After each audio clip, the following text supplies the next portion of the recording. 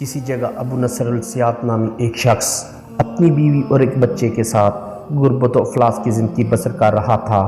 ایک دن وہ اپنی بیوی اور بچے کو بھوک سے نڈال اور بلکتا روتا گھر میں چھوڑ کر خود غموں سے چور کہیں جا رہا تھا کہ راہ چلتے اس کا سامنا ایک عالم دین احمد بن مسکین سے ہوا، جسے دیکھتے ہی ابو نصر نے کہا، اے شیخ، میں دکھوں کا مارا ہوں اور غموں سے تھک گیا ہوں۔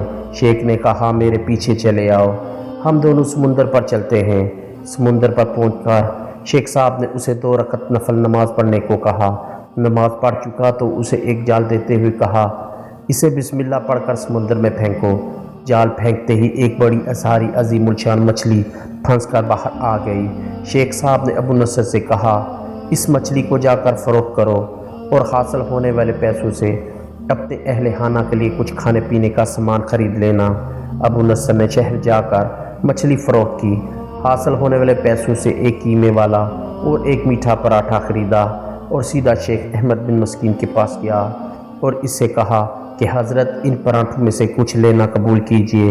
شیخ صاحب نے کہا، اگر تم نے اپنے کھانے کے لیے جال پھینکا ہوتا تو کسی مچھلی نے نہیں پھنسنا تھا۔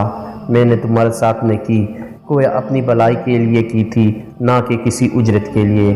تم یہ پراٹھے لے کر جاؤ اور اپنے اہل خانہ کو کھلاؤ۔ ابو نصر پراٹھے لیے خوشی خوشی اپنے گھر کی طرف جا رہا تھا کہ اس نے راستے میں بھوک سے ماری ایک عورت کو روتے دیکھا، جس کے پاس ہی اس کا بے حال بیٹا بھی بیٹھا تھا۔ ابو نصر نے اپنے ہاتھوں میں پکڑے ہوئے پراٹھوں کو دیکھا اور اپنے آپ سے کہا کہ اس عورت اور اس کے بچے اور اس کے اپنے بچے اور بیوی میں کیا فرق ہے؟ معاملہ تو ایک جیسا ہی ہے، وہ بھی بھوکے ہیں اور یہ بھی بھوکے، پراٹھے کن کو دے؟ عورت کی آنکھوں کی طرف دیکھا تو اس کے بہتے آنسو دیکھ نہ سکا اور اپنا سر جھکا لیا۔ پراٹھے عورت کی طرف بڑھاتے ہوئے کہا، یہ لو، خود بھی کھاؤ اور اپنے بیٹے کو بھی کھلاؤ۔ عورت کے چہرے پر خوشی اور اس کے بیٹے کے چہرے پر مسکراہٹ پھیل گئی۔ ابو نصر غمگین دل لیے واپس اپنے گھر کی طرف یہ سوچتے ہوئے چل دیا کہ اپنے بھوکے بیوی بیٹے کا کیسے سامنا کرے گا۔ گھر جاتے ہوئے راستے میں اس نے ایک منادی والا دیکھا جو کہہ رہا تھا، ہے کوئی جو اسے ابو نصر سے ملا دے؟ لوگوں نے منادی والے سے کہا، یہ دیکھو، یہی تو ابو نصر ہے۔ اس نے ابو نصر سے کہا، تیرے باپ نے میرے پاس آج سے 20 سال پہلے 23,000 درہم امان رکھے تھے، مگر یہ نہیں بتایا تھا کہ ان پیسوں کا کرنا کیا ہے۔ جب سے تیرا والد فوت ہوا ہے میں ڈھونڈتا پھر رہا ہوں کہ کوئی میرے ملاقات تجھ سے کرا دے۔ آج میں نے تمہیں پا ہی لیا ہے، تو یہ لو 30,000 درہم، یہ تیرے باپ کا مال ہے۔ ابو نصر کہتا ہے، میں بیٹھے بٹھائے امیر ہو گیا، میرے کئی گھر بنے اور میری تجارت پھیلتی چلی گئی۔ میں نے کبھی بھی اللہ کے نام پر دینے میں کنجوسی نہیں کی۔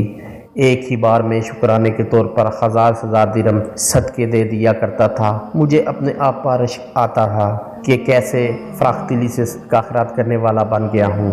ایک بار میں نے خواب دیکھا کہ حساب کتاب کا دن آن پہنچا ہے اور میں میدان میں ترازو نصب کر دیا گیا ہے۔ منادی کرنے والے نے آواز دی، ابو نصر کو لایا جائے اور اس کے گناہ و ثواب تولے جائیں۔ کہتا ہے، پلڑے میں ایک طرف میری نیکیاں اور دوسری طرف میرے گناہ رکھے گئے تو گناہوں کا پلڑا بھاری تھا۔ میں نے پوچھا، آخر کہاں گئے ہیں میرے صدقات جو میں اللہ کی راہ میں دیتا رہا تھا؟ تولنے والوں نے میرے صدقات نیکیوں کے پلڑے رکھ دیے۔ ہر 1000 درہم کے صدقے کے نیچے نفس کی شہوت، میری خود نمائی کی خواہش اور ریا کاری کا عمل ماں چڑھا ہوا تھا، جس نے ان صدقات کو روئی سے بھی زیادہ ہلکا بنا دیا تھا۔ میرے گناہوں کا پلڑا ابھی بھی بھاری تھا۔